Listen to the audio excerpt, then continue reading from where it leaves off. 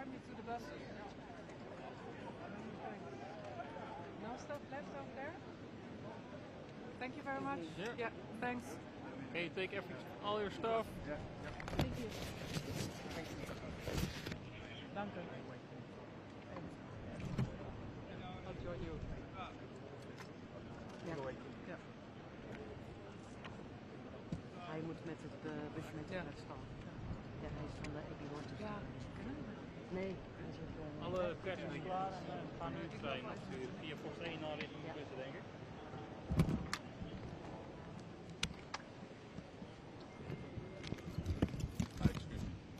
Were you informed about where the buses are going? They're out oh, with us in it. Not right now. Right now they are. They have to take us. Well, they are. They're supposed to stay there to wait for us. That was the agreement we literally just had. Okay. Already? Bus one. We got everybody? No, we're still.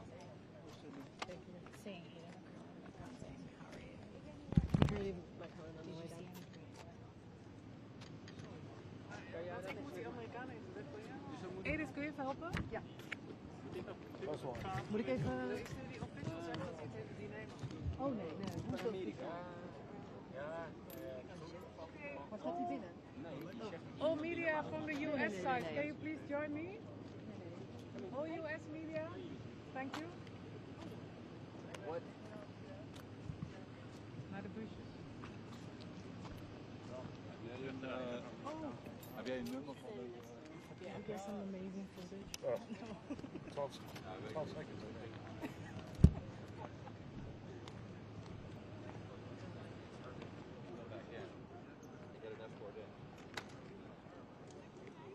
We're waiting on Sydney because she's coming with us as well. For our official photo, it's supposed to go in and shoot the top of the building. Oh yeah.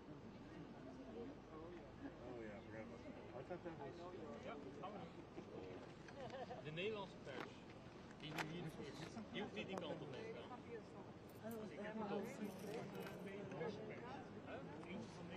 We're supposed to be a greeting. All pers! And tomorrow morning, I don't think I'm going to be here. All press, follow me! Is he okay to go in some other ones, or do we need to wait for him? Huh? For us? No. He's shooting the top of the dinner.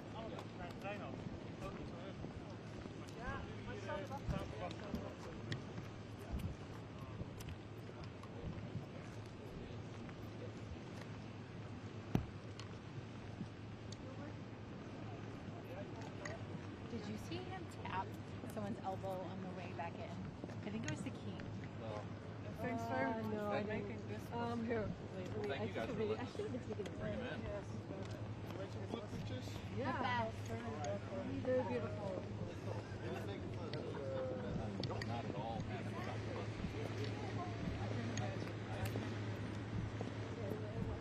Can't tell if I'm looking at me, but I'm...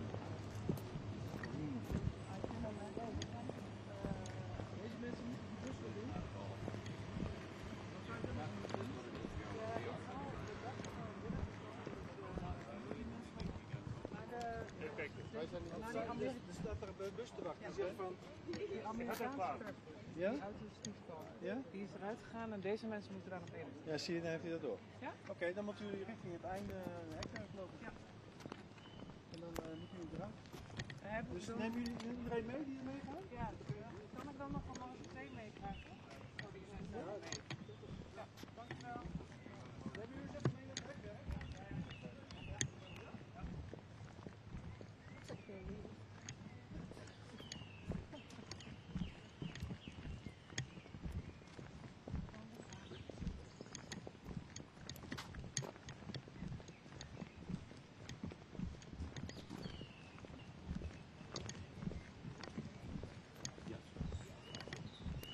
Sydney is still there.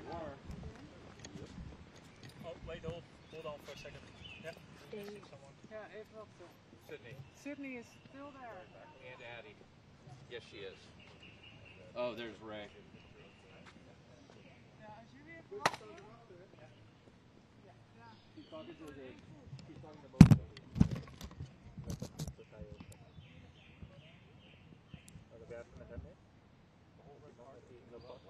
Yeah, it did blow up. Everyone was like, whoa.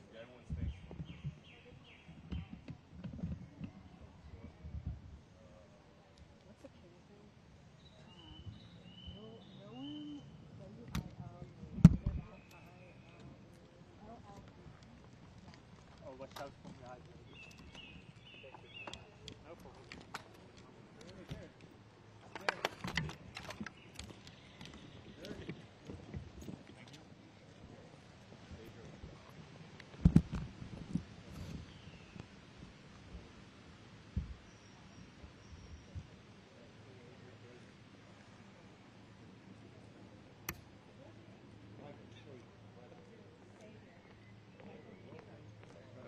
Hey Michael, kijk daar is het.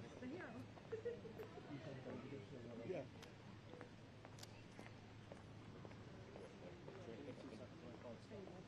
Lisa, brandalarm in de keuken?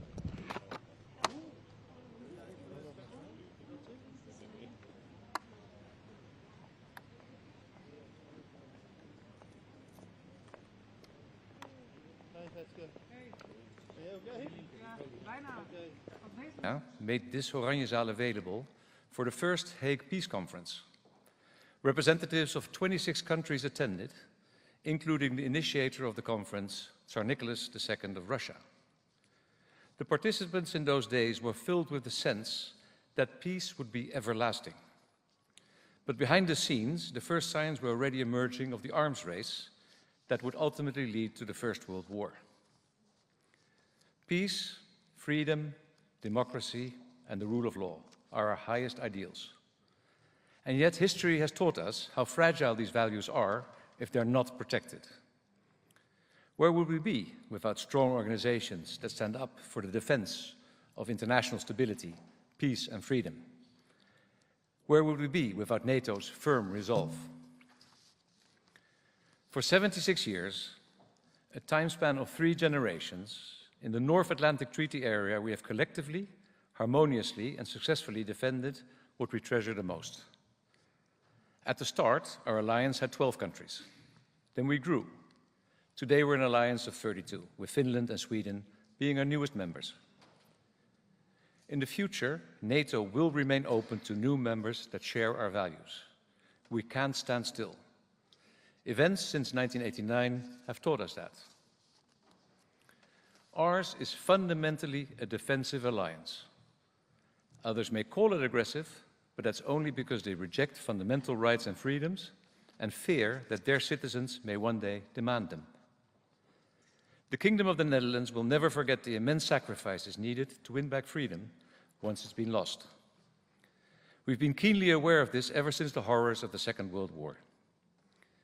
And we will be forever grateful to the many who fought for our freedom, and in doing so, laid down their own lives.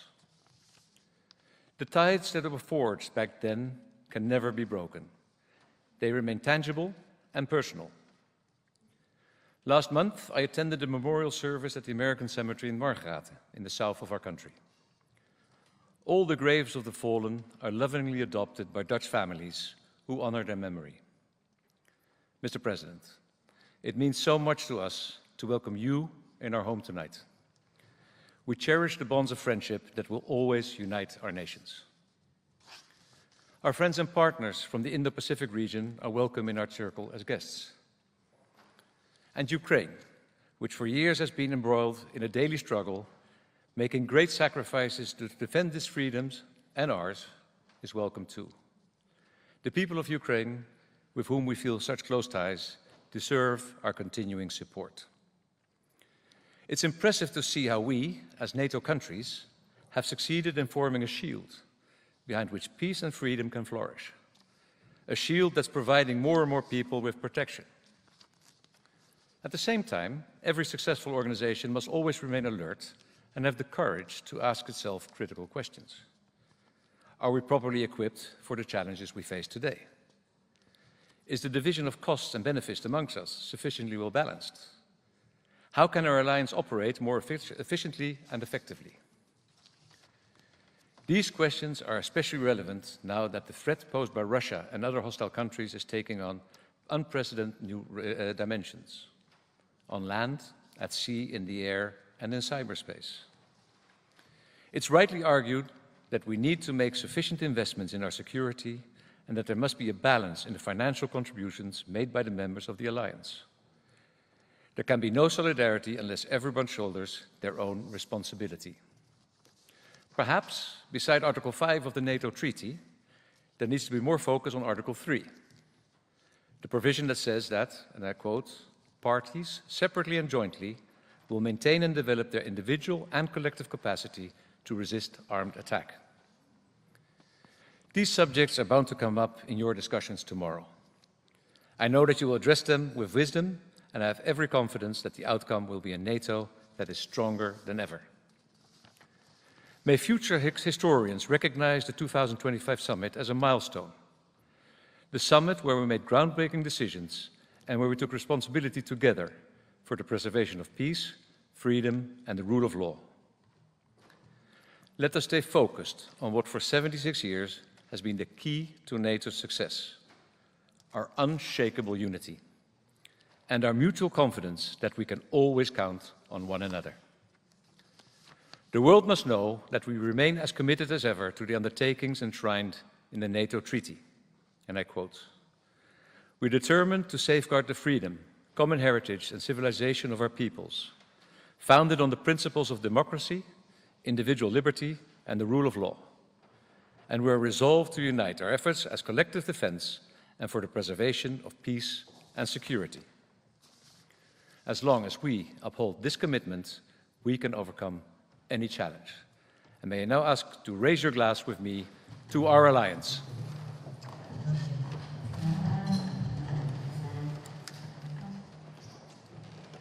Cheers. Cheers.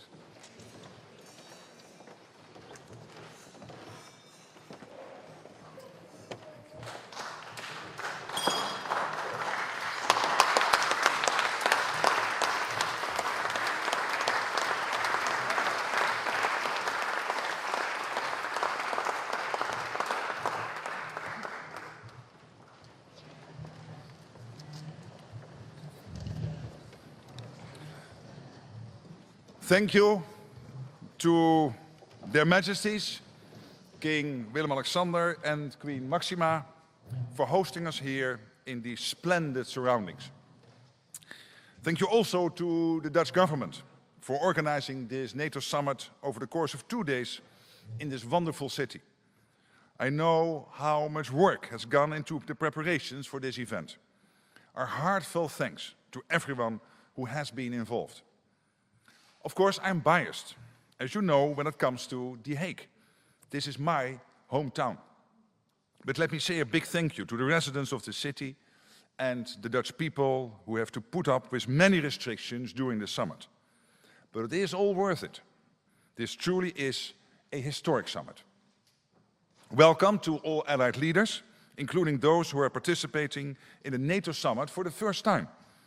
And welcome to our partners, the European Union leadership, the President of Ukraine, and of course our partners from the Indo-Pacific, Japan, South Korea, New Zealand, and Australia. We have gathered at a crucial time for global security. The world is a dangerous place. We are confronted with profound security threats that span from the Euro-Atlantic to the Middle East to the Indo-Pacific. But I'm absolutely confident that together, with the leaders in this room tonight, we will emerge stronger and make our countries and the world safer. NATO will continue to be a central part of that. Tomorrow, NATO allies will make a very big decision on defense investment that will go down in history as transformational. This will be something to celebrate. These decisions are rooted in NATO's core mission of protecting our 1 billion people and will make for a stronger alliance and a safer world. It will also be a massive achievement in making NATO fairer. For decades, the United States sought to get Europe to truly step up.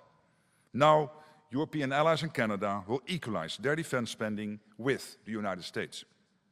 So let me salute President Trump's long-standing leadership in calling for NATO to increase defense spending. Today, I am pleased to announce that NATO has already added an additional $1 trillion in defense spending over the past decade. Mr. President, dear Donald, that is thanks to you pushing us. And tomorrow we will build on that foundation and add trillions more in defense spending, because we need to do this. We will also commit to expanding our defense industries and continuing our support for Ukraine. We know what is at stake. So there is a lot to discuss. And while this dinner has been organized as a social event, it will help us set the ground for a successful summit. I look forward to fruitful discussions this evening and tomorrow. And with that, I would like to raise a toast to Their Majesties, King Willem-Alexander, Queen Maxima of the Netherlands, and thank you for hosting us at this beautiful place.